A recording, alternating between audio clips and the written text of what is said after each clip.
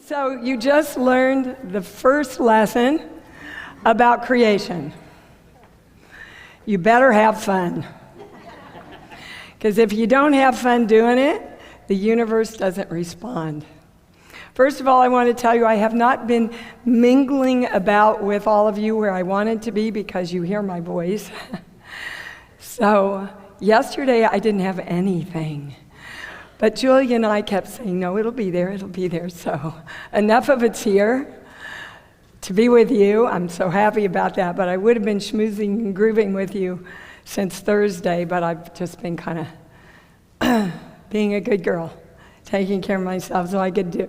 So here I was thinking that I knew really what I was going to talk about. And that's part of what this is about, because this is your communication center. I was instructed to tell you my story. And I want you to think about your story, because that's what I'm going to ask you to embrace and honor and let go of. So my story is I was born in a really poor family in Kansas City, Kansas. My mother was an actress who gave up her career to be a secretary to keep us alive. My father was a salesman who was an alcoholic, severe alcoholic, who ended up committing suicide when I was a senior in high school. My grandmother raised me. I'm like that with my grandma, who is no longer embodiment, but still here. And I got my teaching degree in English and theater with a minor in psychology. So I taught a year of high school and said, if I'm ever going to do what I really want to do, I better leave now. So I wrote this very cheesy letter to Hal Prince. Now, Hal Prince is one of our biggest producers in New York. And I took an even cheesier picture, which I so wish I had brought. It's me. Because in the library at the school that I taught in, we had the New York Times, and in the New York Times it said, Hal Prince is looking for an unknown to star in a little night music. Well, I thought, I wrote him such a cheesy letter to, oh, Mr. Prince, just think, an unknown from Kansas. I could come in and star in your movie, and I sent him that picture. Well, I had already gotten my ticket, and I had been raised a good Methodist girl in Kansas City. 3 weeks later, Mr. Prince's assistant called, and she said, Mr. Prince got your letter, and he would like to fly you to audition for a little night music. I bet if I bet you $1,000, nobody could guess what came out of my mouth. Oh, that's all right. When do you need me? I already have a ticket. Welcome to Methodist girl upbringing in Kansas. So I could have gone first class, but no, I was not going to ask somebody to pay for my ticket. I have learned since then, I was not going to ask somebody to pay for my ticket if I already had one. So the day I arrived in New York, with every belonging that I had, I took all my belongings, I put them in a taxi, I said, can you take it to this address, please? And they got there. And I went to Rockefeller Center to audition for a little night music. I got down to the last 5 girls in the acting and the dancing, because I started out as a dancer. And then his assistant says, Mr. Prince would like you to sing. Oh, nobody told me I had to sing. Well, dear, this is a musical. So my first day in New York, I sang Happy Birthday for Hal Prince. in a really embarrassing way, I'm sure. The accompanist, and I had played the violin for 10 years, but the accompanist asked me, "What key, sweetheart?" And I went, "Somewhere in the middle."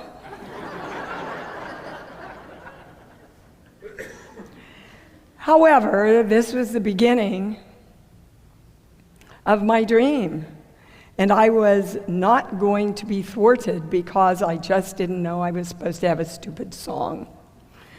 So I talked to all the girls that were there to audition and got all the best people to study with, and I had my list.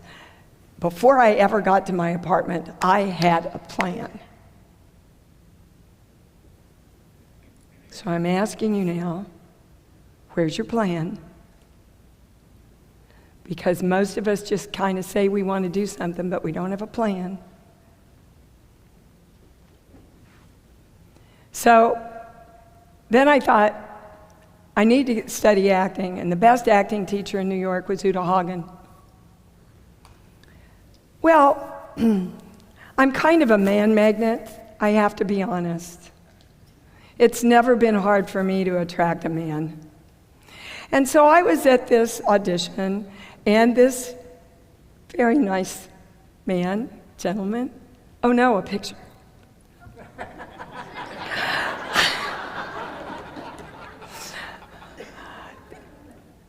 We met, and he said, you want to go to dinner? And I said, sure. And I said, I really want to study with Uta Hagen. And he started laughing. And I said, he said, I'm auditioning for Uta next week, but it takes months to get in to audition for her. And everybody listen now, because there's a point to this. And you have to go back 3 or 4 times. She never takes you on your first audition. You have to do a classic, blah, blah, blah. All the rules. Are you listening to all the rules? Okay. Second thing I'm going to ask you to do, let go of the rules. Well, I don't know. Somebody may have dropped out, but I got an audition in a month. OMG. And he said, well, you need a partner. I'll go in with you. What are you auditioning with? And I went, in Kansas, I did this little play called Mary Mary by Gene Kerr. He went, you can't audition for Uta Hagen with that stupid play. I said, well, I'm comfortable, and everybody liked me. I was pretty good, so. And he said, Dee, she'll laugh you out of the room. You watch. She's going to stop you 5 minutes in, and she's going to ream you, and then she's going to say you have to come back, if she'll even invite you back. Well, I just had learned to trust my instincts. They've done pretty well for me so far. I'm doing a series right now for Amazon. You know what my first line in the series was? To my granddaughter? Trust your instincts. Yeah. If you listen, the world talks to you all the time. So we went in, and we started our scene. And 5 minutes into it, she said, I'd like to stop you. And my partner went, like I told you. She said, who'd you study with? I said, Miss Hagen, I just got here from Kansas, and my best teacher was my mother. And he goes, oh my God. And she looked at me, and she said, she taught you really well. I'd love to have you in my class.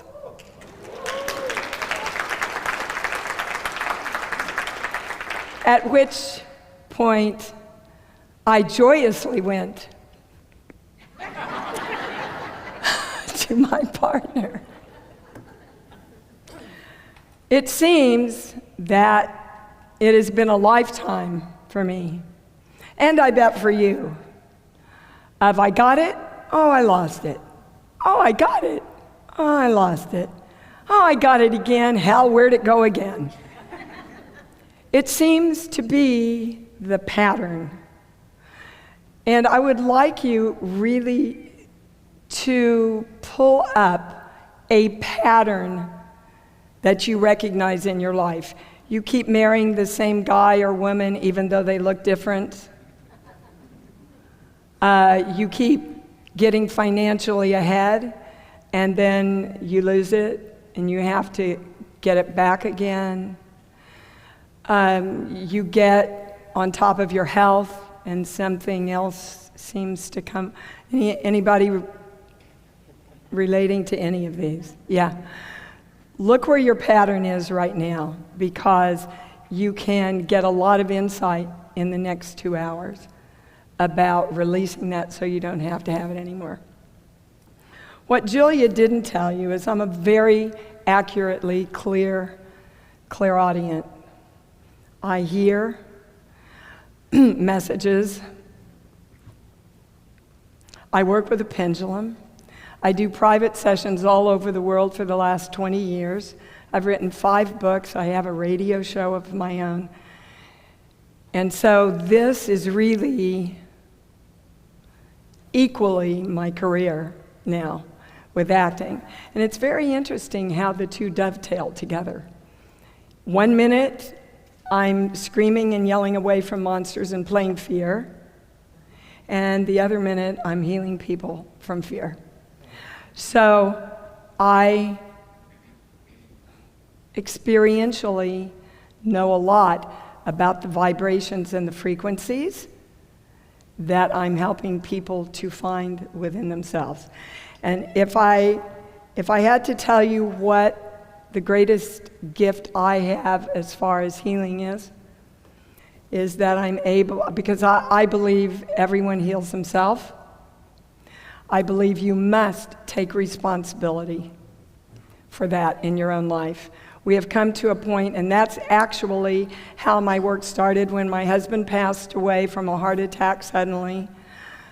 And I had a 6-year-old daughter, and I dropped to my knees and I said, I don't want to be pissed off. I don't want to be angry. I don't want to be a victim.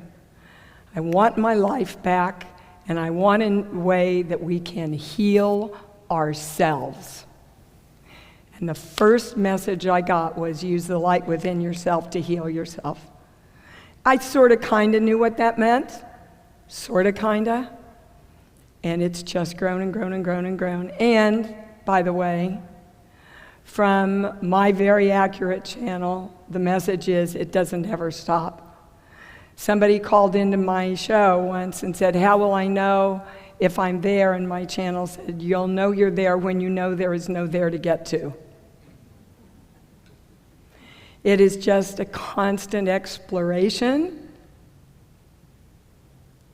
of what it's really about, to live as the frequency of love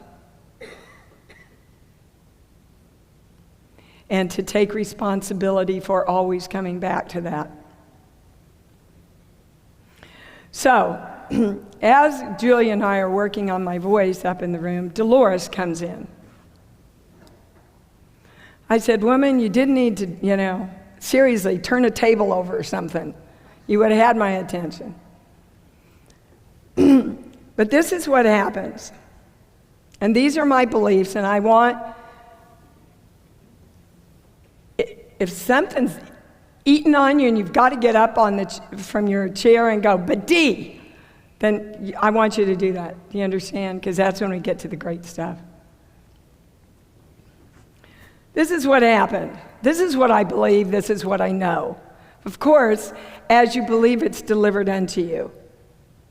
So there really isn't any reality. It's kind of like the Matrix, guys. Pick a door, any door. Whatever door you want, you can have. Do you know that? Because if you don't know that, then you don't believe it, and then it's not possible. So, what I know, what I believe, is that when the one energy shot us out, we went, wow, what'd I do? Why am I bad? Why doesn't it like me anymore. When what really happened was, I love you guys and I have so much faith in you, go. Be me, go create. Learn how to use energy. Get out there. Experience. Because I'm everything. Anybody's back up yet? Oh, good. Okay. I don't care, by the way, because that brings up the great stuff. No, that's what is so beautiful about the world. Everybody gets to believe their own stuff. But I'm saying is, if your beliefs create your life, and your beliefs come from the constant thoughts that you think, do you want to create a life that's easy? Or do you want to create a life that's challenging and hard and stressful? Now, growing up in Kansas, I can tell you my sponsoring thought. Ergo, the black balloon. Life's hard, Dee Dee. You have to work really hard. And you don't ever need more than you need. You only need what you need. You don't need what you want. Does anybody else have a black balloon sort of kind of like that? Anybody? I thought so. Because we're all one energy. You know that, right? I mean, science is, everything's energy. So you're me, I'm you, God's us, we're God. ISIS is us, we're ISIS. When you put all the energy out there without a body, it's just energy. What you decide to do with the energy is the great gift you were given to be here. Now, I want to bring a little science in here. Because these sponsoring, limiting beliefs get indoctrinized into us usually by the time we're 18 months old. 18 months old. For sure, by the time you're 4. But am I safe in the world? Am I loved in the world? Is somebody always going to be there to take care of me? Am I honored? Am I wanted? All of those things are pretty much in the, from conception to 18-month-old brain. The reasoning brain comes a lot later. So the stuff that's running us is running us before we had a brain to reason what it's about. Do you understand? So here we are trying to reason about things that are running us that have no reasoning. You with me? Kind of a paradox, huh? Okay. So, and I want you to understand that the first message is, you'll see me do this because they correct me sometimes. The first messages that you got, the first truths that you agreed to were energetic. You didn't have language. But a baby, if you watch a baby, when you walk in the room, that baby will read that energy like that.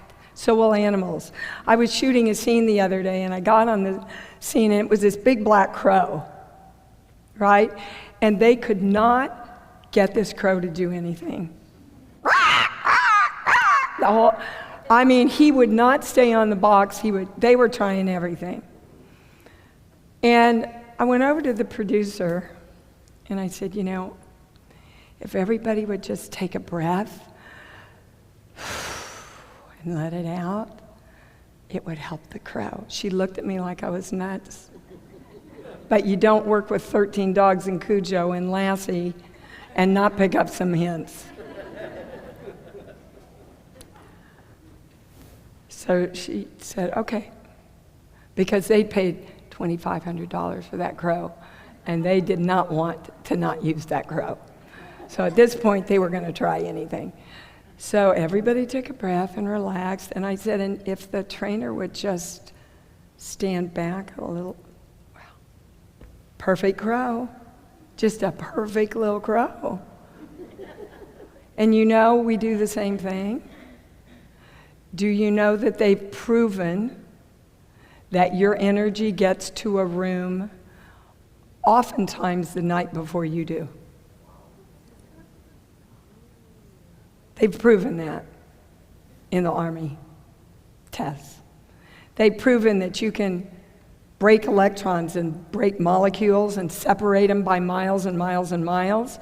And whatever happens to this one, that one will react to before it's happened to this.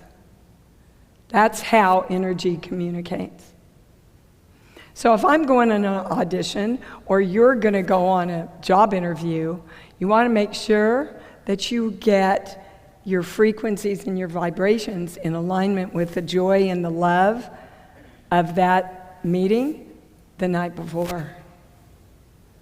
Because it's already starting to travel to the people that you want to affect.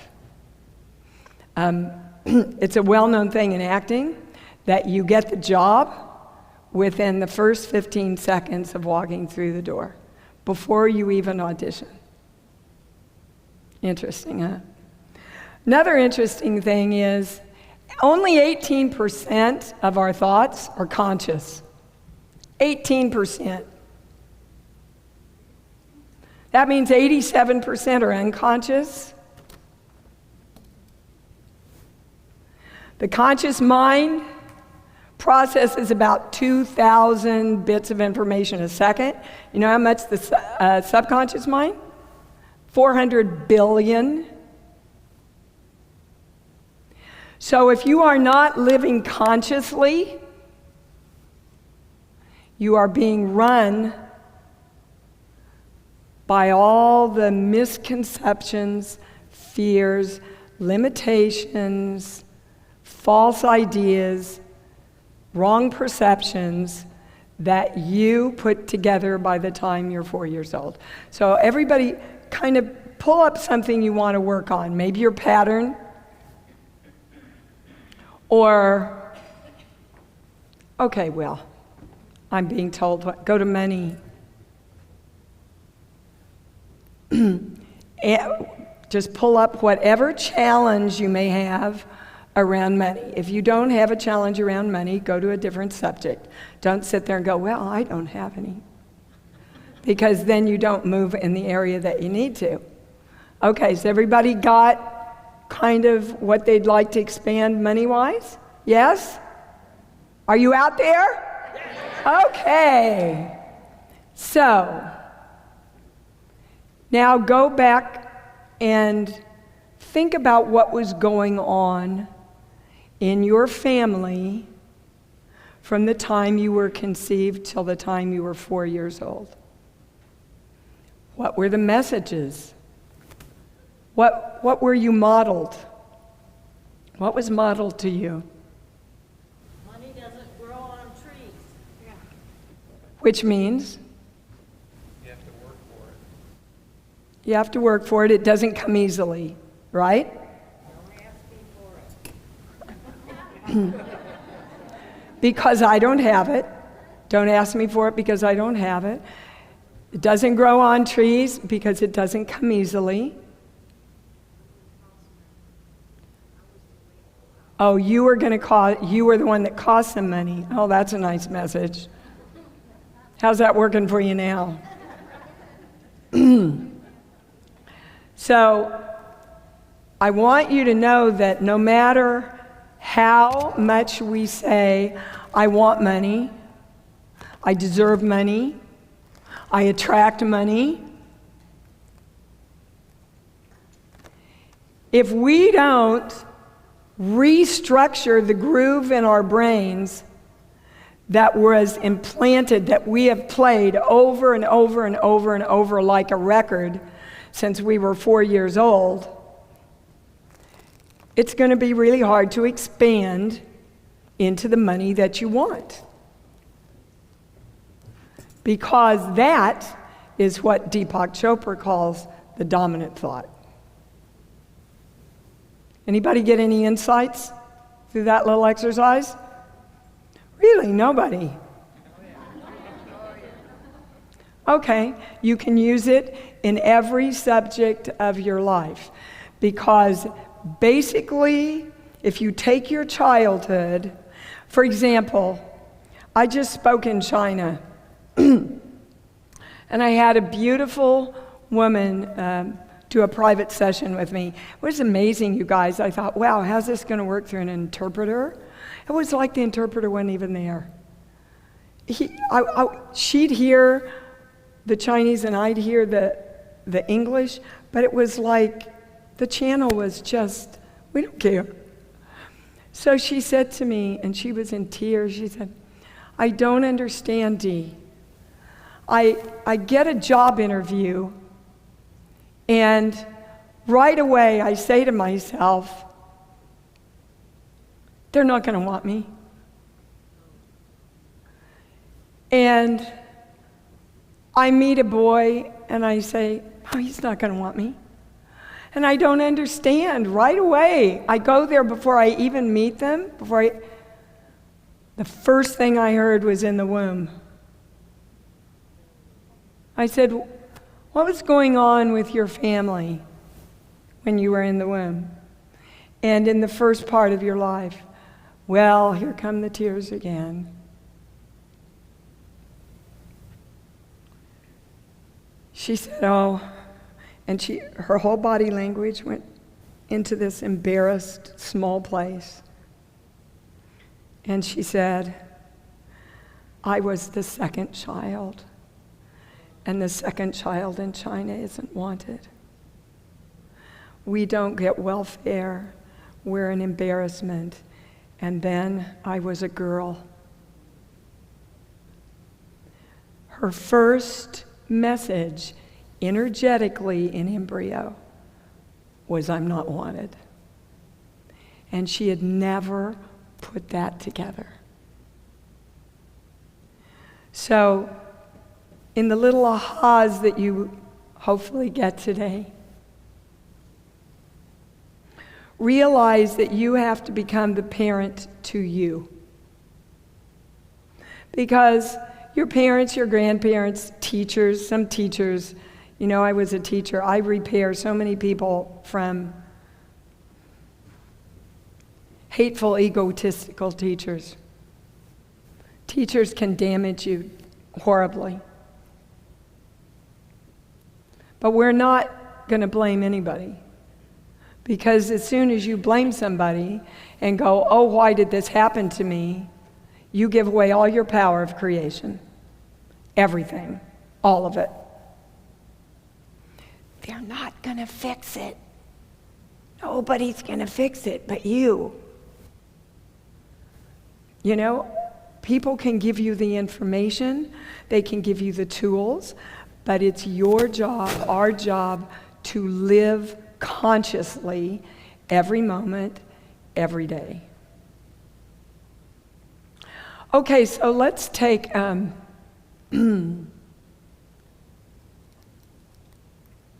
love. Actually, they want to use the word passion. Okay, sex. I just do what I'm told. Sexuality is the highest word. So, what was everyone taught about sexuality? Shameful. Shameful. What? Nothing. Well, if you're taught nothing about something, you're not supposed to talk about it, which equals the same thing. What else? Enjoy it? Want to come home with me, little boy?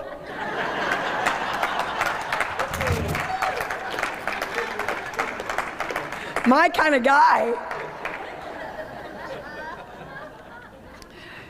One of the messages I was taught was hide it.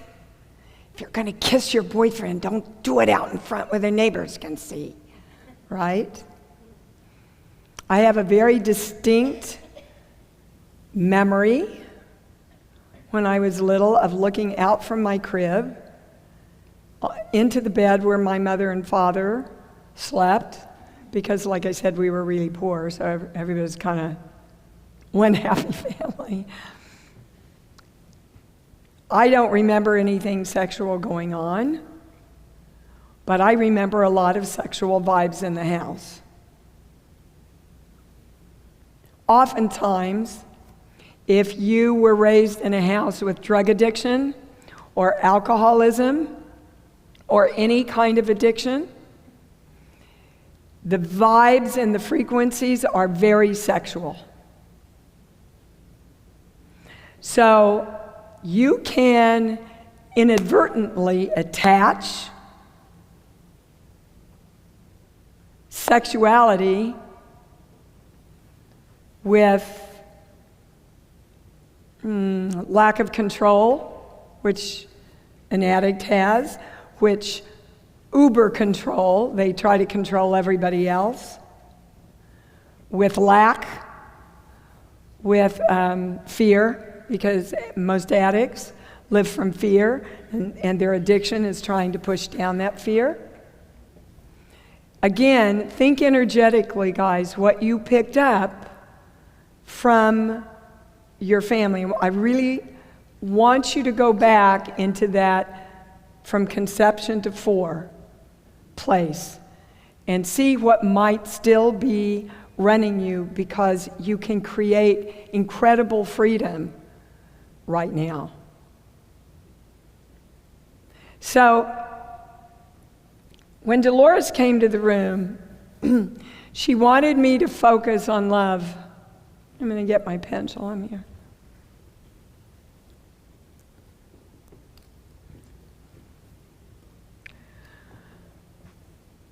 What happened was I picked up a book a few weeks ago. Does this freak anybody out in this advanced place? Oh, good, because you know it doesn't have any power of its own. It's like a telephone, right? I love my pendulum, but it's just a pretty stone. Okay, so I picked up this book. I had been asking, now listen, I had been asking for a book to expand my knowing. As I am in this private session, I distinctly hear what ended up to be the name of this book. Now, I didn't know it was the name of the book, but it was, I don't want to give you the name of the book because I'm going to trash it a little. So, but what I want you to know is that I distinctly was given the name of this book. I didn't know it was the name of a book. So then I'm going to China. I went, I need a book, right? So I went to Barnes & Noble, and I'm looking, and I went to get this book called Beloved that a lot of people had told me was really good. And I thought, well, I'm just going to run over to the New Age place. And there, OMG, was a book exactly with the words I was given while I was helping this person in the private session. I went, in my life, this is not a coincidence. The universe talks to you all the time if you listen, all the time. Like, I was worrying about my trip to China, and as I was driving, I came to a stop sign, and somebody had put underneath the stop sign, worrying. I went, okay, I got it. So I look at this book and I go, this cannot be coincidence. And I start reading this book and I go, oh my God, this is a book I've been looking for. Now remember, I asked for a book to expand me. This is exactly what I teach. This is everything I believe. Until I got to the part that I read on the plane coming here. To which point in the book, he says, I want to be clear that to say your God is blasphemy. And that little tiny place took me out of my knowing. Thank you. Am I going to speak my truth or am I not? It's perfectly all right to say I'm the frequency of God. Well, let me tell you something. If you're the frequency of something, you're it. You know? So, what is this? What were we all so ingrained with back in our wee little days that put us in such fear of going, yes, I'm going to accept I am. I'm going to take responsibility for the creation of me. Because nobody else can think a thought for you, right? Nobody else can hold a perception that you don't want, right? Excuse me. Nobody else can take an action or not take an action that you don't want to physically take yourself, right? So we are the gods of us. We are the gods that were given the incredible free will to take our energy and the energy of creation itself and go, what the heck do I want to do with it? What do I want to do with it? But if we're not conscious of all the stuff that's running us, then we keep fighting the conscious stuff with the unconscious stuff. And you know, we keep saying what we don't want. I had a woman in a workshop, and she came up, and I said, what do you want? I don't want to be sick anymore. What do you want? I don't want to have this sickness stuff anymore. What do you want? This went on for 15 minutes. I'm sure most of you have gotten it already, right? She got so PO'd at me. She said, I blank want to feel good. I said, well, thank you. Now we can start. You know?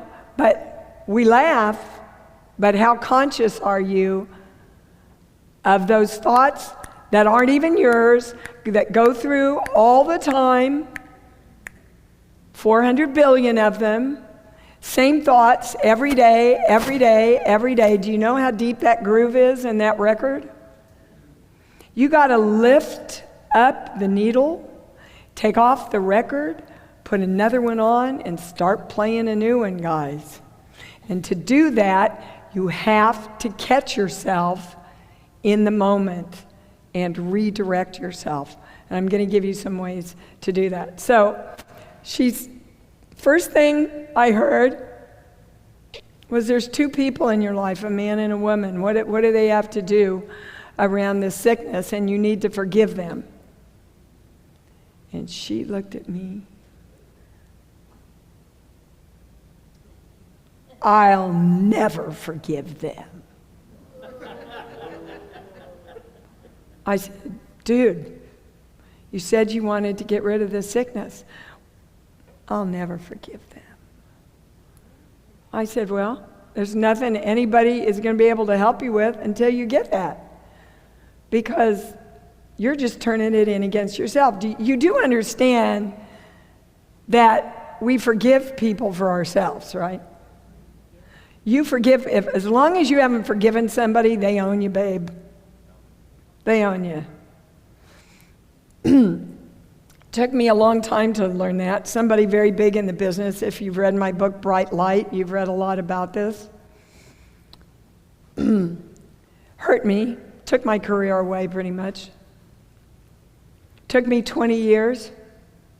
20 years, let me say that again, 20 years of this work to forgive them.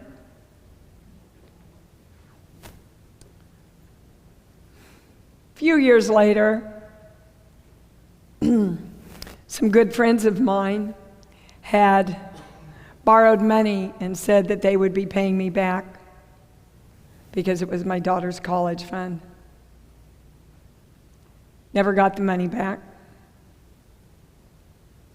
Took me 6 years to forgive them. Then my mom died, found out my stepfather had inadvertently had her sign over everything to him.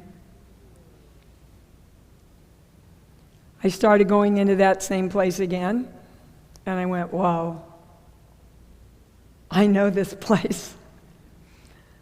I've been here with him, I've been here with them, I ain't going here again. Because the only person that goes down is me. But man, we so want to go back to that revenge place, don't we? We want to go back to making it right. This isn't fair. Yeah, I can hear my mother going, Dee Dee, nobody said it was fair. Nobody said the world would be fair. There's a big black balloon for you, right there. So, if what we believe is literally what we create, and it is, what stuff in your life don't you want anymore? Is there anybody that doesn't have anything out there? Fear. Anxiety. Fear and anxiety. Beautiful. Okay, so how many places can the mind and the brain hold focus on at one time? One.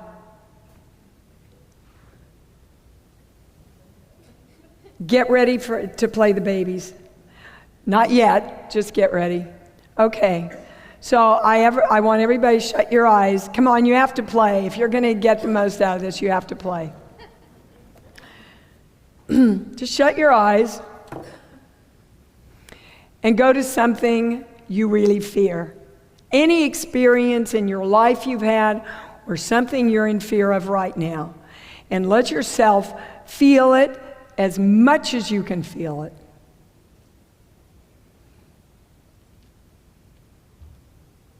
Oh my God, what happens if?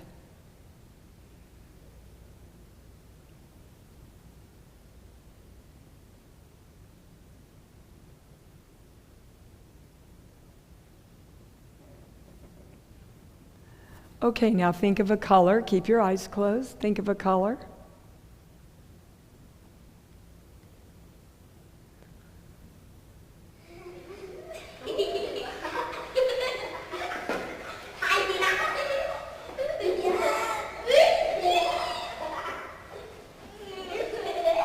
Let yourself go into this frequency.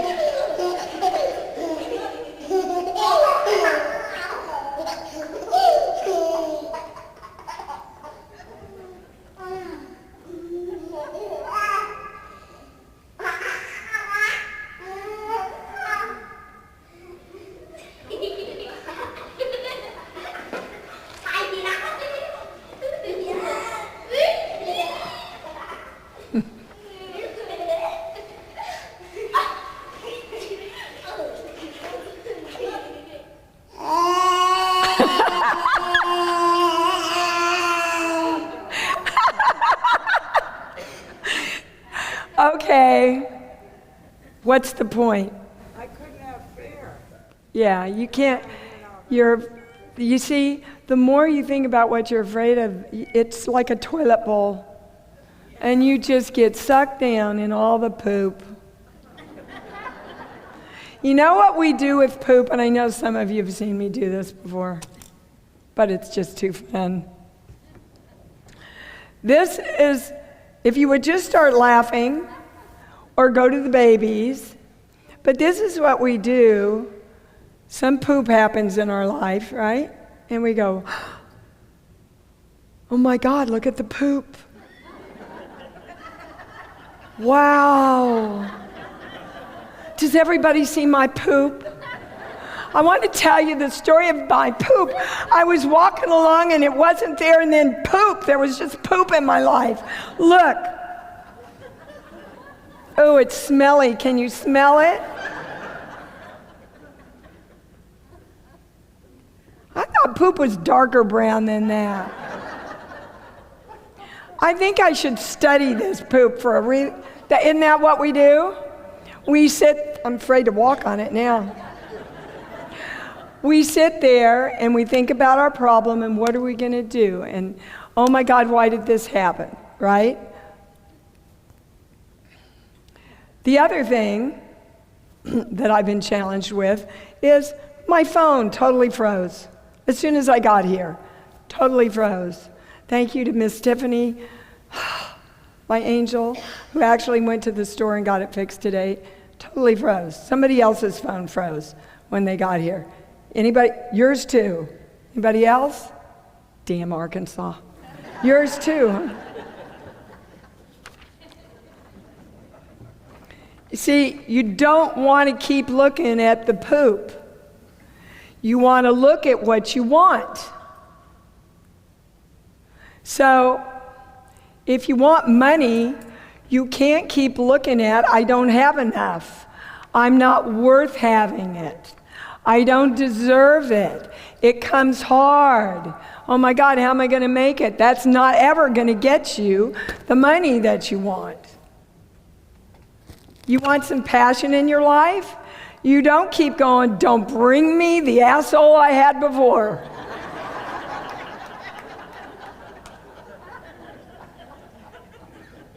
You go, you know what I liked about him? I like this, and I like this, and I like this, but I so didn't like that. So I'm going to say those things in really positive ways. You watch, it's magic. Now, the other thing is, the universe responds to how you feel as much as what you think. But the two are interconnected. Do you know that literally you respond physically before you respond emotionally? Did you know that? I didn't know that till I taught a workshop with a brain expert. These things that are given to us so early in our life become literally, physically intangent things within us. So when something happens, for example, I can have plenty of money and I get a big bill and I will physically feel the reaction of, oh my God, do I have enough? Anybody? Yeah, okay.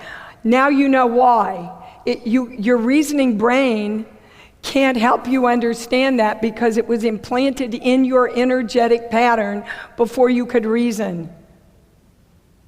So, I want to ask everybody now to pull up an experience of love. We'll call it your love experience.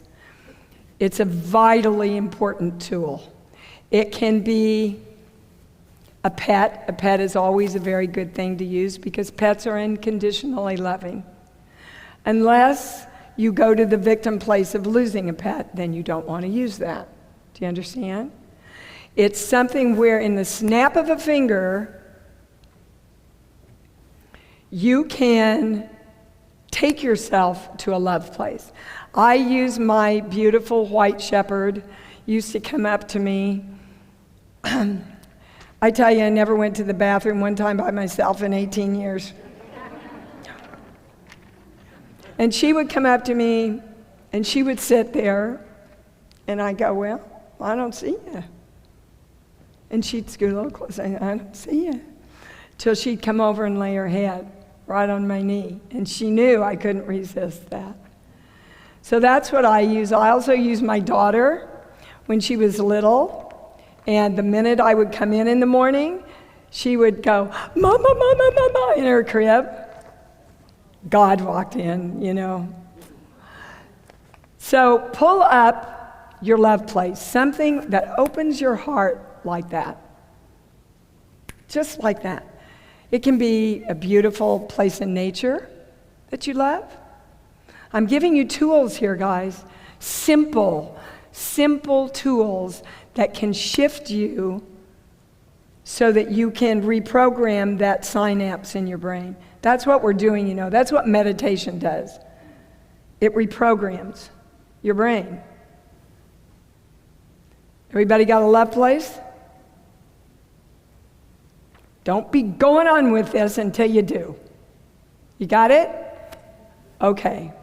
So just close your eyes and really experience that love place so that you know exactly where you're going to go to.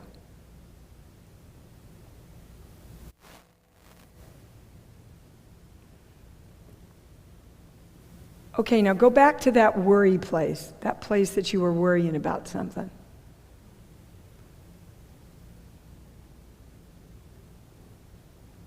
Love place.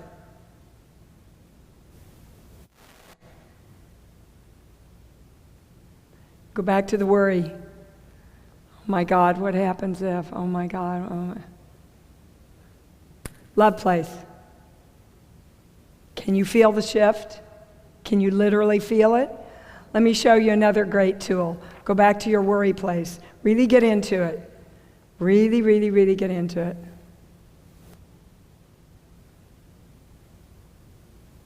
Everybody start laughing right now. See, you can't stay there. You can't stay there.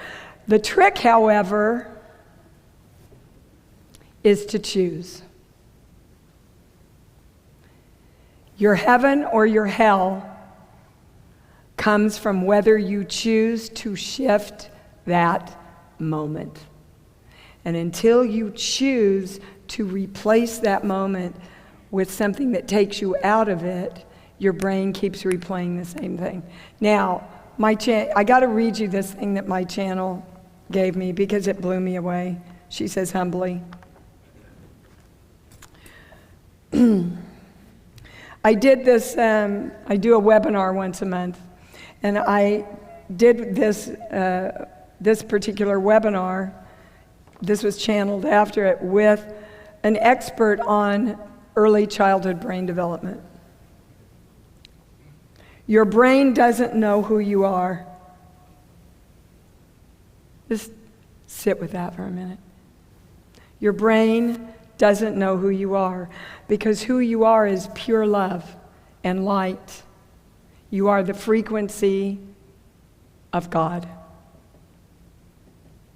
Now, we only use, 10% maybe of our brain.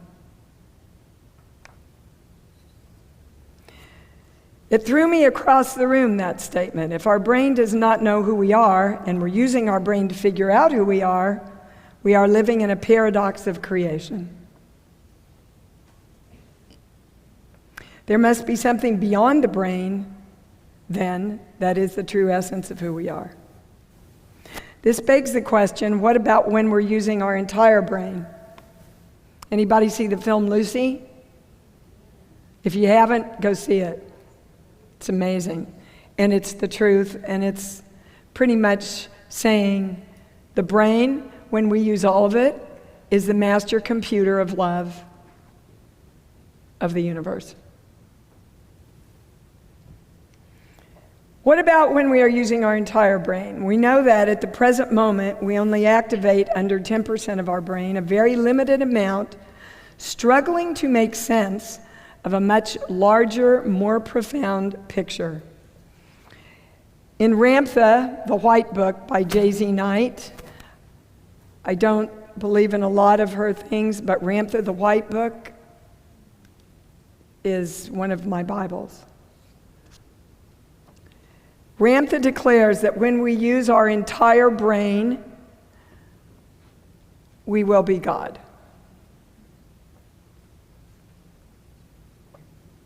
Now just hang with me so we, explore this.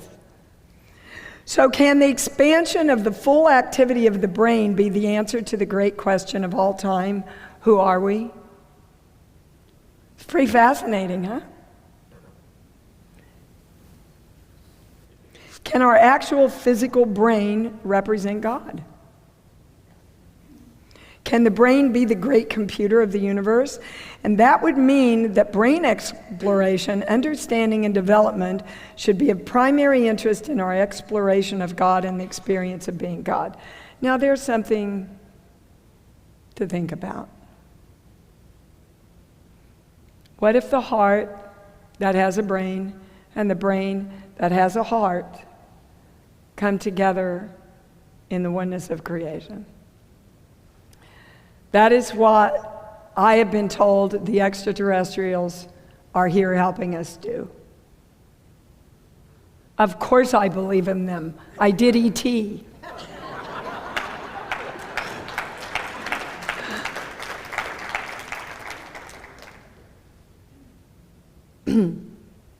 I'm very, I must say, upset with a lot of my industry, because Mr. Spielberg got it right in that film, and now we're just creating a lot of fear and misunderstanding. Anybody see Contact? If you haven't seen it in a while, go back and watch it again. Science, God, same thing. Which, of course, I happened to go to a wedding, which was in the mountains, which had no TV, and they only had 10 things to rent, so we rented Contact, and that's how the world talks to you, and you don't even know it's coming. And what does this have to do with meditation? Meditation can take our brains into expanded state. Of course, so can drugs. Just saying. And what expands the brain mostly? You know what answer they gave me? Love. Love expands your brain and takes it into its full use more than anything else we can do. More accurately, the choice to love. My God, this is through the channel. What if Christ and Buddha were teaching us to expand and develop our brain by teaching us how to love? It's kind of a new thought, don't you think? At least it was for me. I never thought of it in that way. Did anybody else think it first? Huh? We must let go of the old ways of approaching brain development, the illusion that it is all about numbers and physics and books and equations. Can we open our consciousness to the possibility that the choice of love is brain development in the highest form? Staggering. I want to know, can you feel the truthfulness of it, though? I feel it. Literally, vibrationally, I can feel it. We associate our brain with what we know, but the only real knowing is the experience we are in the very moment. When we choose love, we are in the experience of knowing love, and therefore experiencing that we are love. And the first thing we are taught about God, what'd you learn in Bible school? God is love. We are literally our greatest brain experiment. We are Pavlov's dogs, training ourselves to always defer to the bell, calling us back home, back to love, always back to love. That is where home is. Can we pull up the formula, please? See, I never know where they're taking me. I know I don't look like I'm in the channel, but ever since I walked in the room, oh, don't talk like this, sir. So, we've been told that there are 3 distinct languages that are already here, but we're not aware of them. No, not that one, the formula. Can you see it? Because I can't see it up here. Okay, it's the other one. I haven't gotten to that one yet. Okay, literally over the course of a couple of years, this formula was delivered to us. It ended up in a symbol called the me symbol. If you want to see the symbol, it's on the back of the I am necklaces that I brought with me. But we started down here. Do you see where it starts? Self-love. So I want to talk about self-love for a moment because, hello, black balloon. What were you taught about loving yourself? Conceited. What else? What'd you say? You were taught nothing about, okay. We don't even talk about it. Yell it out. What else? Selfish. What else? Arrogant. What? Vain. Unworthy. Wow. And then, of course, in their great infinite wisdom, they teach you do unto others as you would have them do unto you, but don't love yourself enough to get it.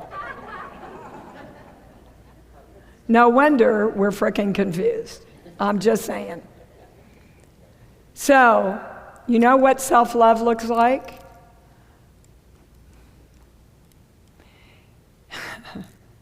Okay, I'll tell this story. I'm very, very close with my older brother. He was my savior during a lot of the alcoholic binges when I was little, as I was to my younger brother. And he's fallen on some pretty tough times in his business lately. And I was talking to him a few months back, and he said, oh, you know, Dee Dee, I'm just so disappointed in myself. I just wish I could have left you more, given you more. Those were his words. I'm gonna cry, I'm just telling you, I never get through this story without crying.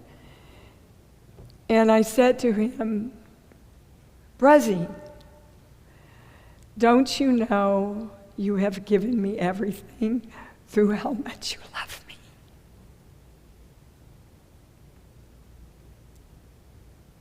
And when I hung up the phone, the channel said, and when you can look in the mirror and say that to yourself, you will know you have arrived.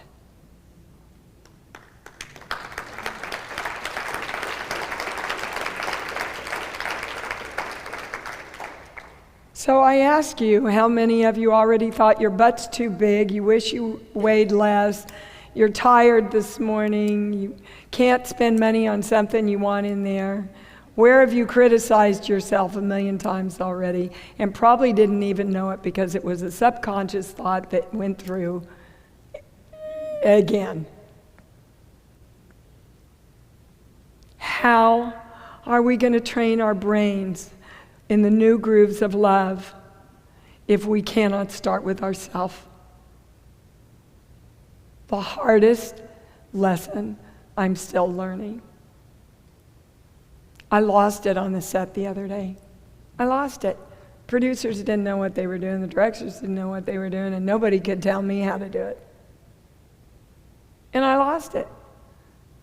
So was I upset because they couldn't tell me? No, I was upset because I lost it. So I went home, like I always do, I walk my talk, guys. I walk my talk. I went, this is a pattern. This is a pattern I repeat. I get on the set and I lose it, and then I rip me one for losing it. I don't want to do this anymore. Well, the channel said, why don't you try loving yourself? Dang, so easy.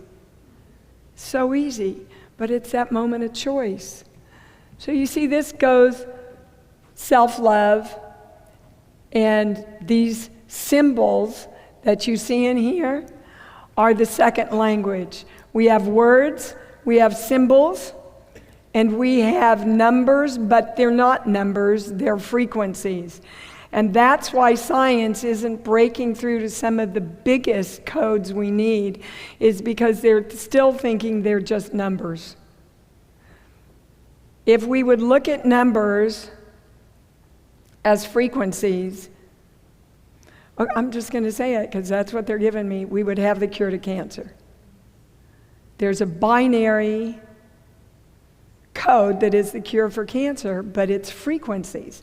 And we're still looking at numbers as only numbers. So we go from self-love to choice. Remember I said the moment of choice is your heaven or hell. What the next moment is decided by your moment of choice. That's the symbol for choice. And it goes up into power, forgiveness, releasing patterns, balance of creation energy, because you know, the universe is very smart. The universe is always looking for balance, isn't it? Always looking for balance. This is available on my website too, if somebody wants to look at it closer. The pineal and pituitary gland come in. Of course, the chakras are involved. You see that big thing in the middle?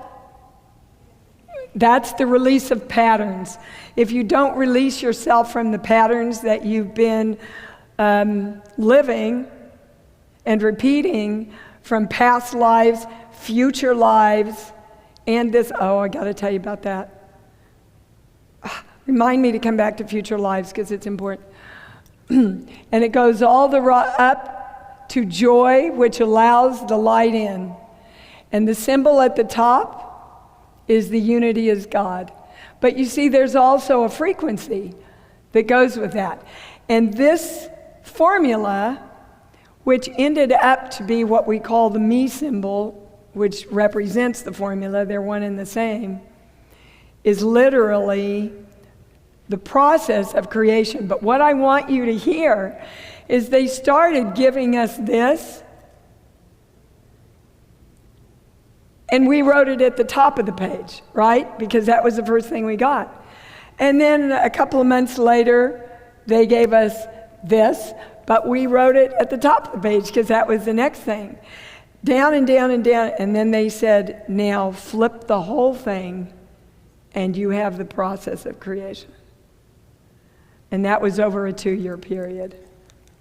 And what now we know is that everything, love creates everything, love heals everything. The more you expand your brain and your heart and your consciousness in love, the faster and the more complete creation is. So what do? We go into judging ourselves. I think we're finished with that, thanks. We go into judging ourselves and say, this is what's wrong, and I have to fix it. Right? Okay. We have a competitive mind. We have a creative mind. The more you use your competitive mind, guys, the lower the frequencies you live in. Don't try to fix things anymore. Create instead what you want. What I ask you to remind me about? Past, present, and future, you know, are all existing at the same time. You know that. Yes? Okay. They are asking us to bring in our future self, not our past self, right? That's correct, right? Not our past. To bring in your future self and go, okay, I don't want to see, oh, they're stopping me.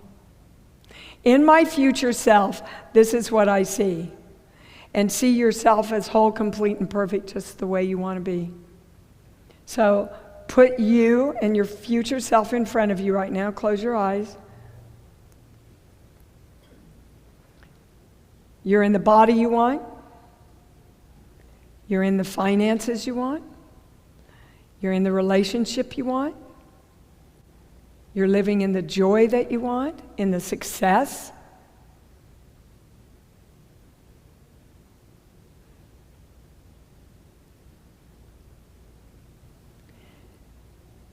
Now bring that future self into you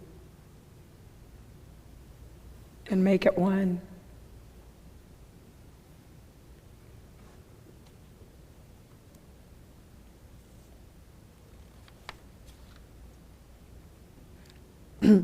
Okay, when Dolores came to my room, we asked her, okay, you got our attention.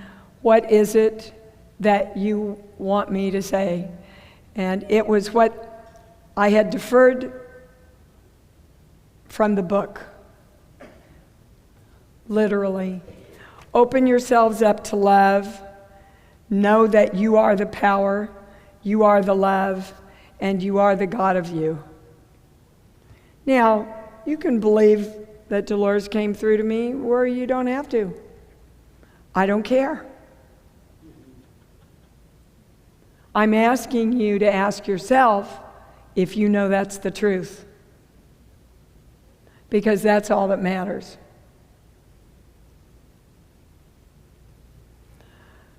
Okay, where am I going now?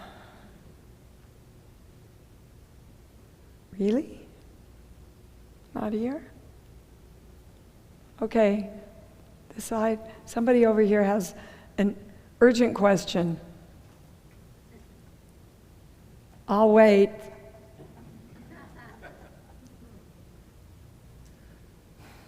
About relationships. Who has a question about relationships? Oh, for heaven's sakes. Yes, thank you.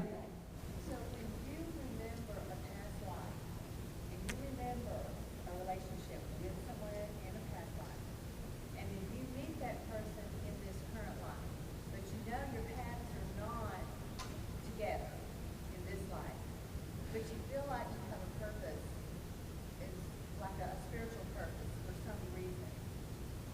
How do you reconcile that to where it makes sense? When you people from the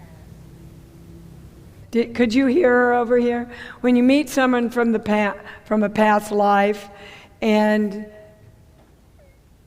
you know you're not really supposed to be with them this lifetime, how do you reconcile the purpose in that? Yes? That's your question? Is that your question? Did I get it right? Okay. They want you to remember the story that I told you about the people that hurt me and the lesson that I learned from it.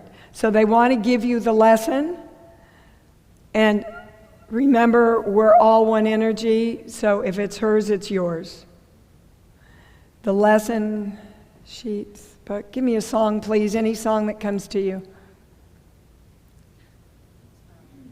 Yeah, okay. So the lesson to this person is you don't go with anybody in this lifetime that takes any kind of joy away from you in any way.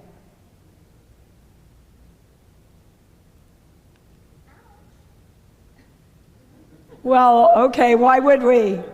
Why would we want to go with somebody who takes our joy away? So does this apply to your person? No, it doesn't apply to that person. Oh, it goes right to no. Goes right to no when you say that. Okay, what they're clarifying it. Doesn't go to the person, it goes to you, because any question you ask, it's all about you. It's not about the other person. So this person is coming into your life so that you can learn the lesson that you don't ever give your joy away for anybody else. And aren't we all taught to do that from the time we're little? I want to play with the doll. Well, if Susie wants a doll, give it to her. I want to stay in the sandbox. Well, Jimmy wants to get in. Get out and let him get in. Give up yourself, give up yourself, give up yourself, give up yourself. Take care of everybody else. And one of the things that they told me is that's why so many of us are in rage. Literally, they wouldn't let me use the word anger. They made me use the word rage. That because we have given ourselves up so much to take care of others, and that is not self-love. You have got to put yourself first. OMG. But if any of you have read Neil Donald Walsh's Conversations with God, when you put yourself first in the highest sense of the word, you put everyone else first also. It's not putting somebody else first if you are allowing them to belittle you, use you, take your money, make you responsible for them. You're not helping them, you're enabling them. But aren't we taught to do that? That makes me a good person. I can feel everybody kind of going like this in between the vibrations out there. It's a big one. It's a big one to give up. But it's also a powerful thing when I could say to my daughter, she came to me and she says, I'm so upset with so-and-so and so-and-so. All they do is use you, Mommy, and they just ask for more money. And I went,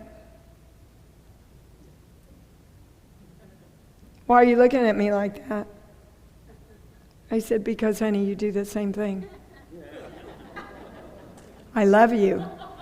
More than anything in the world, I love you. And you do the same thing. Now, she's far along at 26 in this work that she could stand there and burst into tears and go, I'm doing that, aren't I? I remember the day, she was 6 years old when her dad died of a heart attack. I was shooting the Frighteners, and I was in New Zealand. And she wanted to go play baseball, and that was their bonding thing. And she begged him, and so he took her. Can we turn the air down a little bit because everybody's freezing? Or make it warmer a little bit? Thanks, Julia. And so I'm in New Zealand. She had just come back from spending time with me in New Zealand. Asked him to go play ball. He had a heart attack on the ball field and died in the hospital.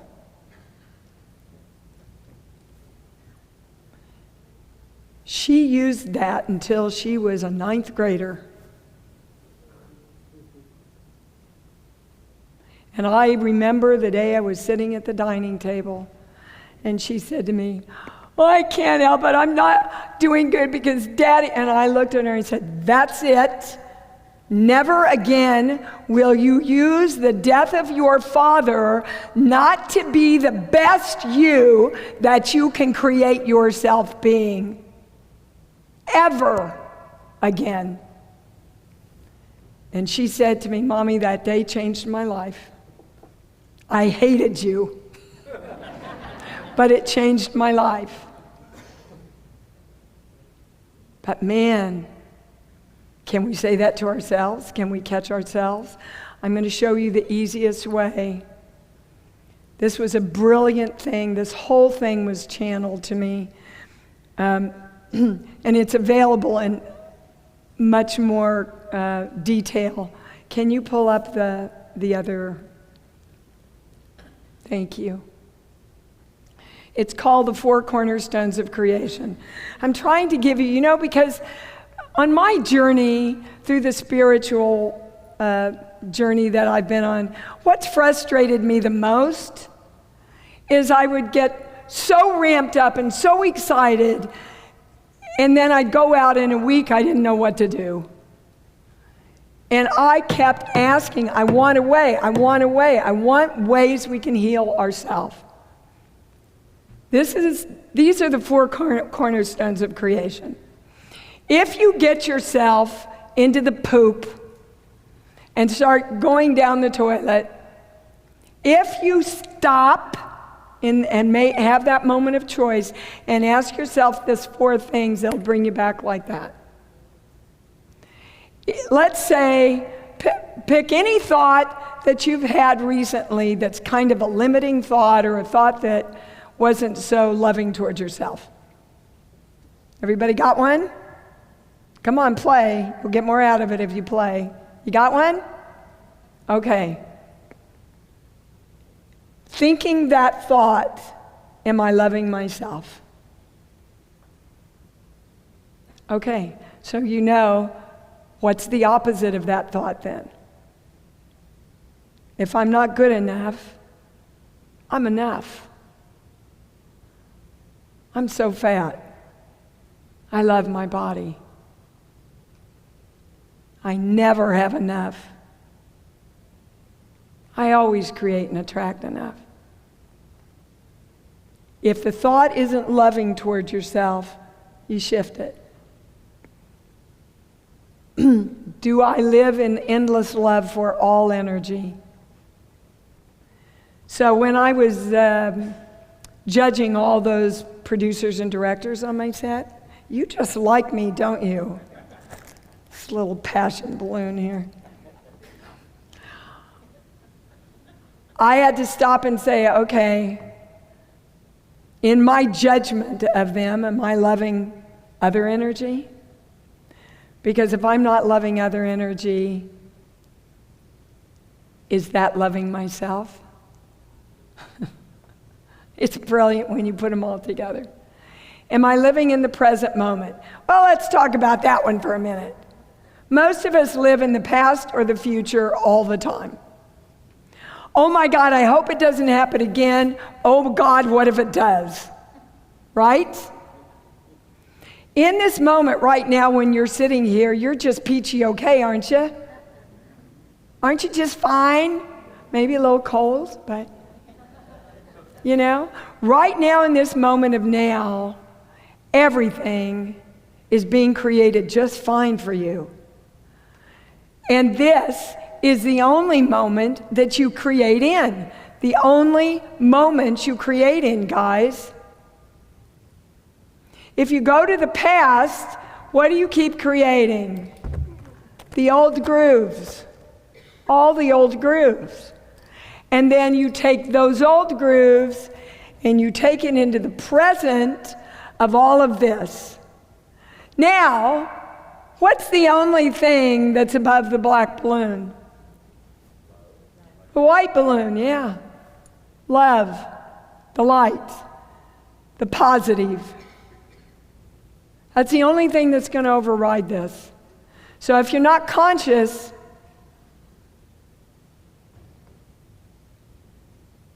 the black balloon takes over all of the creation that you're trying to do. Do I know that I am the God and the creator of me in this moment right now?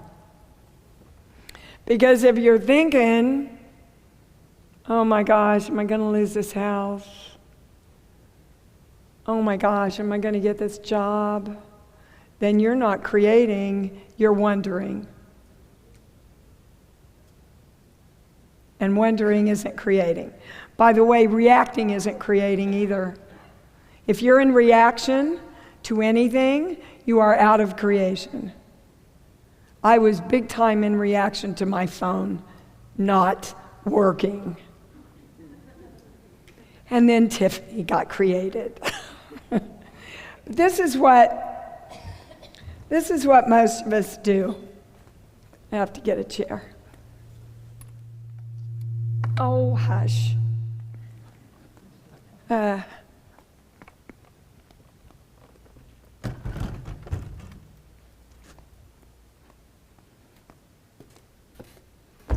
So this is what most of us do. Okay. Pick something that you have been wanting to create for a long time or you've been working on for a long time. Got it? Okay, I'm going to use walking out that door as your thing, as what you're working on, trying to create. This is what we do. I'm going to walk out that door. That one over there. I'm going to walk out that door. Oh my God, there's another door. Maybe I should walk out that door. Well, now I'm confused. Because I want to walk out the right door, and maybe it's not the right door. Who's going to tell me who? Shit, there's another door. And well, now I better not move at all. Because what do you mean I'm too old? I am not too old to walk out that door. If I just knew what door to walk out of. I wonder if it's safe on the other side of the door anyway. Maybe I won't make it to that other side. I wonder if anybody's over there that'll help me on the other side. I'm just going to sit here and think about it. And that can go on for years. And we actually think we've done something because we've spent so much energy thinking about it. Creation is very easy. Leave those up there for a minute. This is what I don't want. So I know what I do want.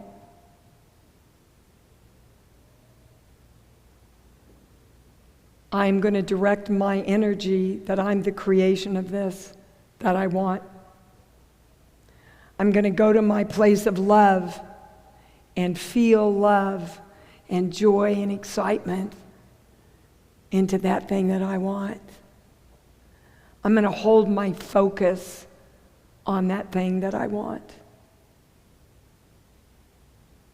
And then I'm going to know it's done. Bring it on. It's really that simple. It's really that simple. Of course, holding focus is a whole other thing. So I'm going to give you a great exercise that the channel brought in. A lot of my people have used this to such great results. It's called the red dot exercise. So I'm not going to take time to color all this in, but so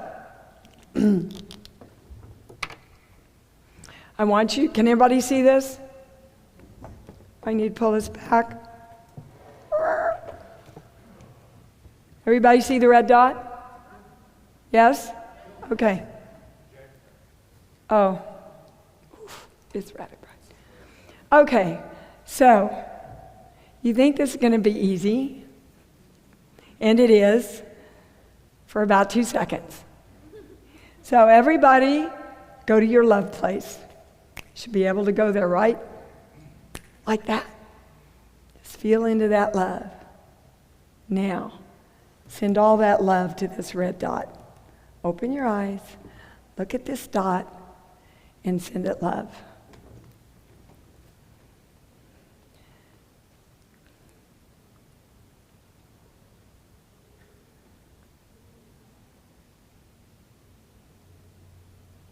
If you feel like it coming back, send it out again. Just keep sending it out. Keep connecting.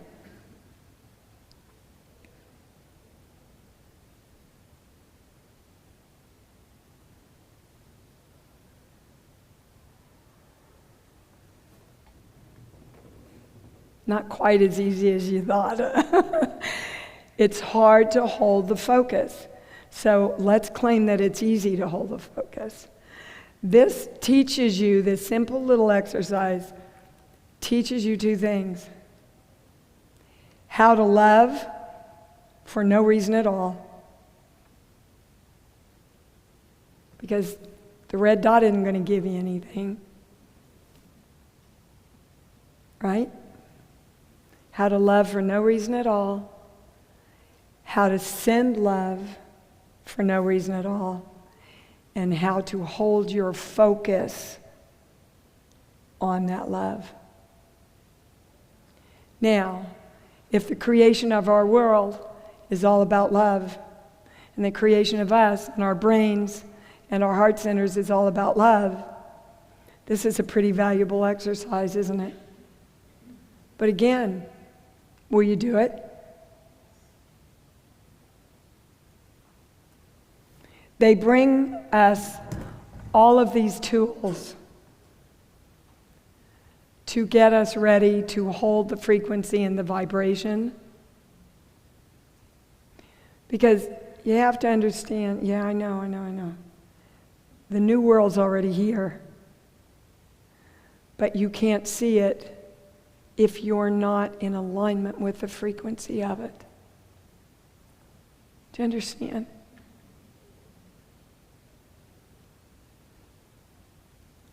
Joy and love, joy and love, joy and love, joy and love. How can I take myself back to joy and love? In this moment, am I loving myself? Am I loving all energy? Do I know I'm the creator of me? God bless you. And am I in the present moment of this creation? Present in this moment, conscious. I guarantee you, most of us are thinking thoughts that were given to us by somebody else, even back to past lives. I had an actor in New York. You can make your own little red dot. Had an actor in New York, an actress, in a seminar I did. And she had had a very successful career.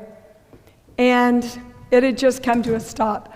She had had callbacks for over 200 big projects and not booked any. Now that doesn't happen unless you've got one of these. So I was directed to take her into relationships. She said, "What does that have to do with my career?" I said, "I don't know. I just follow the breadcrumbs. I just go where I'm told." So anyway, it took about 10 minutes. And I finally heard it so clearly. Every time she was, I'm going over to you again. Every time she was in a relationship, her success fell away. Every time she left a relationship, her success came back. She looked at me when I got to that and burst into tears. She said, "Oh my God, that's the story of my life." Never put it together. And it came because of what she saw would happen with her mother and father. Her dad would leave. Her mother would go to pieces. Her dad would come back, her mother would be happy, and her health would come back. And then her dad would leave, and her mother would fall to pieces. And her dad would come back, right? But ultimately, what she put together is, I hate my dad for putting my mother through this. So relationships, when they came together, she had to pay for it some way. Are you with me? Yeah. Unbelievable. Do you know, and I'm not kidding, the next day, she booked a $200,000 commercial contract. That's how fast you can turn it around. Do you believe it? Do you believe it? Do you believe you do it? Do you? Do you really? Because as you believe, it's delivered to you. Those 4 cornerstones of creation, oh my gosh, guys, if you just stop in the moment, you will bring yourself back. Or you can start laughing first so that you can shift into that, you know. But they're simple little things that can reprogram your whole brain. I just met a gentleman who's doing brain research out where I live in Woodland Hills, and they can literally test the brain waves and watch them as they're recreating synapses now. But it's where your focus is. And most of our focus is on what we want to get fixed. Right? When you go out to order a meal, you don't sit there and go, maybe I should go back in the kitchen and check on it. You know it's coming. And my channel keeps saying, be as a little child. If you want to enter the kingdom of heaven, be as a little child. A little child has fun. A little child's in joy. And a little child knows that when he asks Santa for that present for Christmas, it's going to frickin' show up. Right? They know, and they believe, and they trust. And those are the synapses of us that we have to get ourselves back to.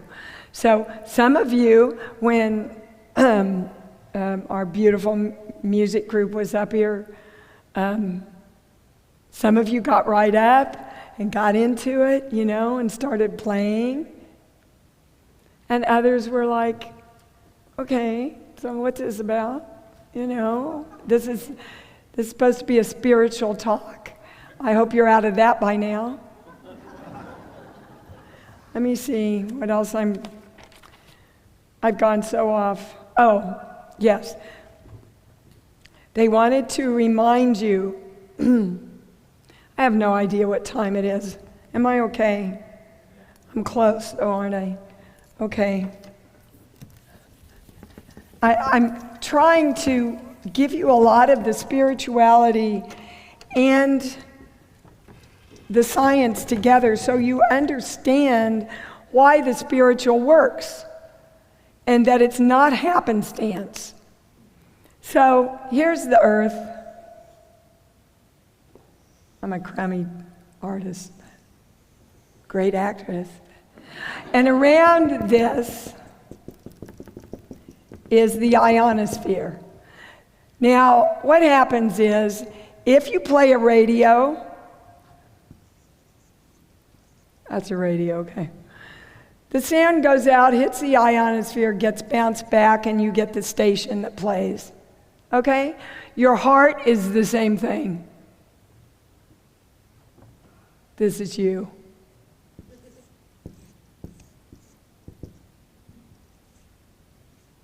Right? Your heart is an electrical circuit. The more love you send out, the more love you get back. The more hate you send out, the more hate you get back. The more fear you send out, the more fear you get back. And it takes, well, now you changed it. This sounds innocuous, is it? No. 3 weeks to 3 months to have all of the electrical impulses that we've sent out returned back to us. What that means is that if your life doesn't turn around in 2 months, don't stop doing what you know is going to turn it around. Because all of the electrical expressions and messages that we've sent out takes time to get there and then bounce back to us. So let's say a month ago I was still saying I'm not worth it, I'm not worth it. Well, for me to really get bounced back to me, I am worth it, I have to really consciously start sending that out so that ultimately That's what gets sent back to me. I'm telling you guys, it is miraculous how it works when you commit to it. I can tell you that, well, they're saying I don't have the belief. Give me a movie, any movie.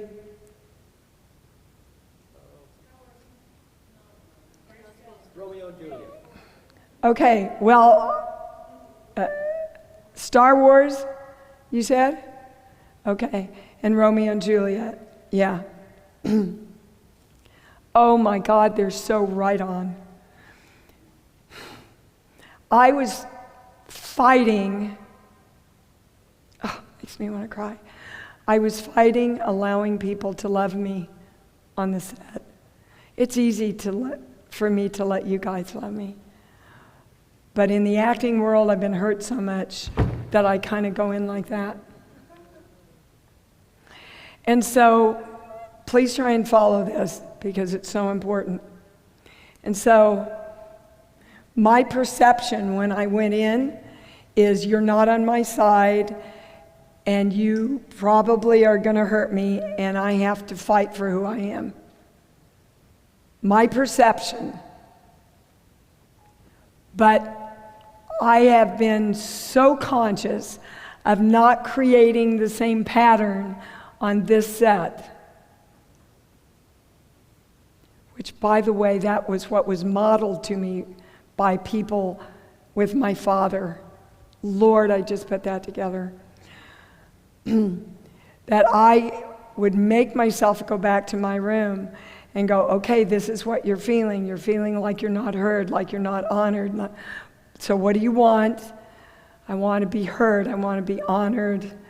I want to feel that. I want to be in the experience of that. I want to see these people honoring me. And do you know it changed overnight? And I walked on that set and I went, oh my God, they're not that way at all. They were just that way because I saw them that way. The experience on the set has been totally different for me. Joyous, honoring. I get up, I want to go to work. But they didn't change. I changed. If you want to change your life, you got to change you, guys. If you want to change the world, and it's so important now because every piece of work we do on ourselves, every bit of more love and more joy that we live in, the world rises up to match. Do you understand? The collective consciousness is depending on us, all of us, right now. If there are 50 people in the world, let's say there's an even amount of people on each side here, and you represent the world, and you go, I'm still going to choose fear and anger and retribution, and you say, I create love and live in love and joy and knowing that all is good, and you're equal on both sides. That's what the world is right now. And it's waiting for some of you to move over here so that the collective consciousness can be tipped to that side. You think the world's going to hell in a handbasket, some of you, they're saying. It's a clearing out, it's a cleansing out.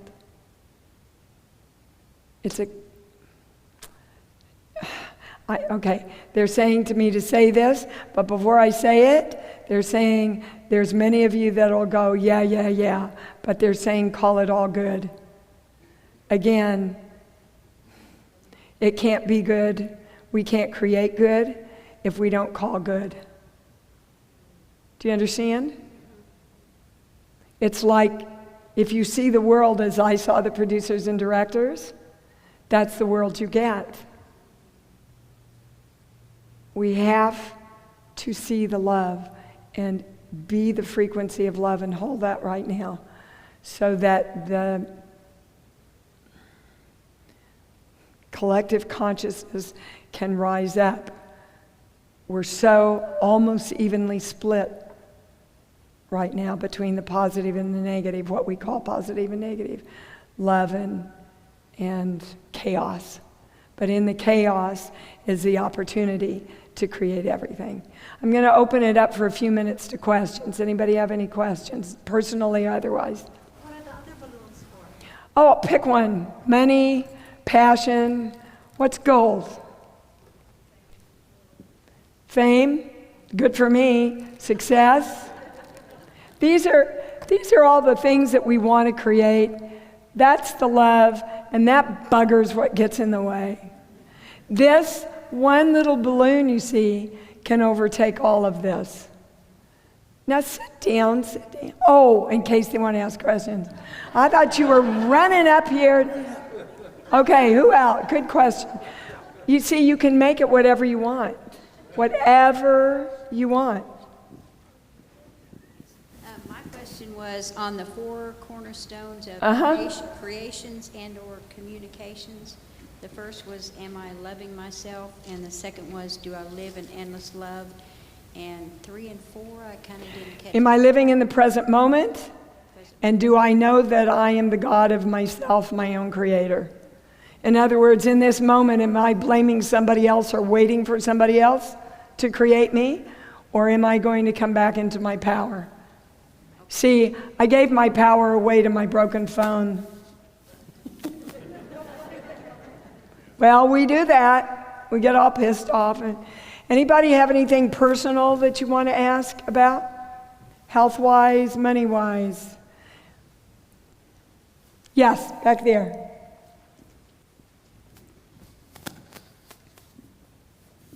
Dee, I want to thank you for an aha moment. You were talking about the black balloon, and I was searching in my childhood. I have very few memories of my young childhood. And I didn't have a bad childhood, but I guess I used to throw tantrums when I was like 2 or under. You know, sit on the floor and scream and kick my feet and everything. And the doctor told my mother to pour ice water on me. Oh, Lord have mercy. And, you know, it took me until maybe 5 or 10 years ago to realize that it took my breath away. And I had a feeling of betrayal. I never knew the word, but I had this feeling carry over about you can't express yourself. I don't know what it was, but I know I felt misunderstood or betrayed. Yes. And I can't now express myself. I have yeah. a better grasp of Actually, the highest thing is if I do express myself, the world will punish me. Punish me, yeah. And wow. I have dealt with that somewhat, but this was a big jump up Good for for me to you. be able to just come out and Yay. say, acknowledge, feelings. I thank you so much for that. Good for you. Great. Anybody else? I hope I have an answer. Okay. Well, what about conflict? I mean, what if what you want is world peace, but right now you're not going to get world peace?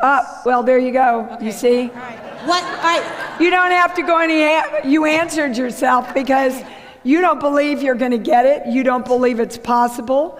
And Okay. I'll say I want world but peace. no, it's beautiful because isn't that what we all do? We say it before we even realize we're saying it. So go ahead. Okay. So I want world peace. I don't want. I want a government of love. Okay. Mm-hmm. And I really want the government to give me. I want to feel free. Well, the government can't give you that. My The government can't give you that. You feel free within yourself, all by yourself, honey. Okay. Have you ever read any of the journals from the Holocaust or anything about the people who No. kept a hold of who they were and, No. Okay, but I Okay. feel powerful that I have a chance with the grassroots to make change. Always. You are the change. But what they're saying to me is, you want a government of love, and you don't believe that's possible. Well, then you can't have it. Because you're still seeing a government that's not possible of creating love within the government, just like I saw the producers and the directors against me when they weren't. What you see is what you get, guys. So you have to shift. You have to say, I am ready, willing, and able right now in this moment, which is the only moment I create in, to believe in a government of love. And I'm going to open my heart and I'm going to feel what that feels like to have a government of love. I can feel it, can you? I can feel it. I got chills all over me. Can't have it if we keep trying to fix it. It's a perfect example. Thank you. That was a lot of ahas there, right? Yeah, over here. Thank you. What about my pendulum? It's like a telephone, guys. Again, at iamdeewallace.com. There's a free class on using a pendulum. This is my yes. Show me my no. Show me my maybe. Everybody's is different. You have to, get one and start playing around just with show me my yes, show me my no, show me my maybe. Don't ask it any questions until you feel really secure about what your patterns are. Okay? But it's like a telephone. I sometimes even go to the market and go, okay, I want the best steak that's in, frequency and love with my body for health. No. Oh, this one, okay. You ask and you receive, but you got to ask. You have to ask, you have to ask, you have to ask. Anybody else? Dee, yeah. How about world love? How about world love? We have that. We have it if we see it, and we're it. We're it. Every person that loves himself more contributes to the love of the world. That's how important your self-love is. Yes, baby. When you're doing the creating and you're there, you know it's going to happen, you're in your heart, it's working, you see everything working, and you're right there and then it just disappears. And you do that again, and again, and again, and you trust, you know it works. Okay, so what happened in your childhood where there's a pattern of, those are the highest words, I almost get it and then I don't? Well, speak to me about it. What happened in your childhood? I almost get it and then I don't. Or it was modeled to you, mother almost gets it or daddy almost gets it. See, mine was daddy almost creates it and then it's ripped away from him. They want me to go to a core belief. Hold on. These are sheets that I work with that are a compilation of about, over 20 years now. Am I going right to a core belief? Core beliefs are exactly what they sound like, beliefs that are locked in our core, and we all share them. Some of them more addendums of them this page now.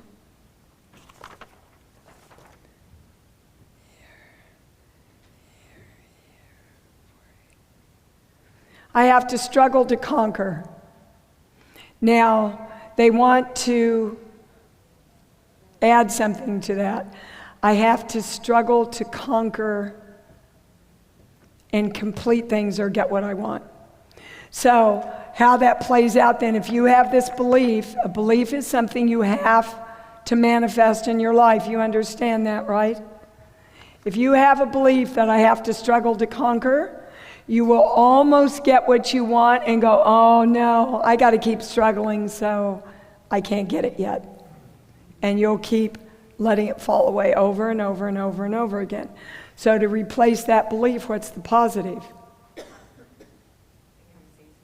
That's right. Creation comes easy, and the finished product is always handed to me. How's that feel? Now you match that with your love place, you got a good thing going. You bet. That served everybody here, by the way. Thank you. Anybody else?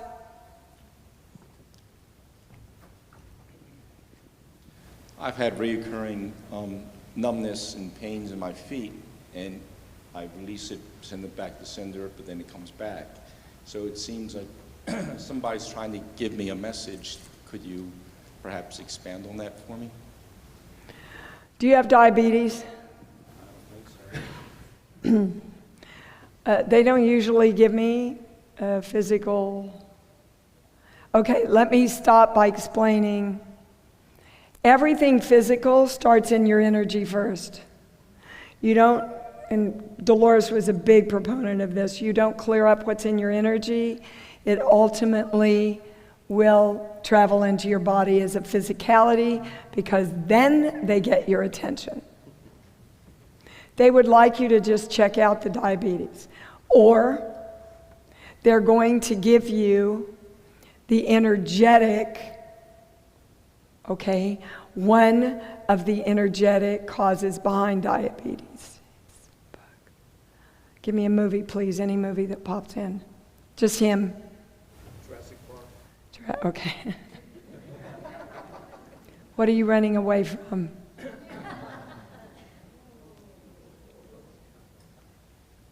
Just accept it and don't try to fight it and let it come in. Is there something you're running away from? Something you don't want to know or acknowledge? Okay. Well, they want you to know. Am I going to the sheets now? For a sheet? Oh. Did that happen to your feet while you were sitting here? It's happened recently, yet it's going on right now. Yeah. It's about stepping into your God. Finally going, yes, I am. Yes, I am the God of me. There's a little part of you that's going, man. Okay, that's the part I want to kick out. So I want to be like. Yes, and that's, guys, it's a part of all of us, because that's what, for decades and lifetimes, we've been trained. We're going to die, we're going to burn at the stake, crucified, you name it, to say that we're godly. Forget saying we are God, right?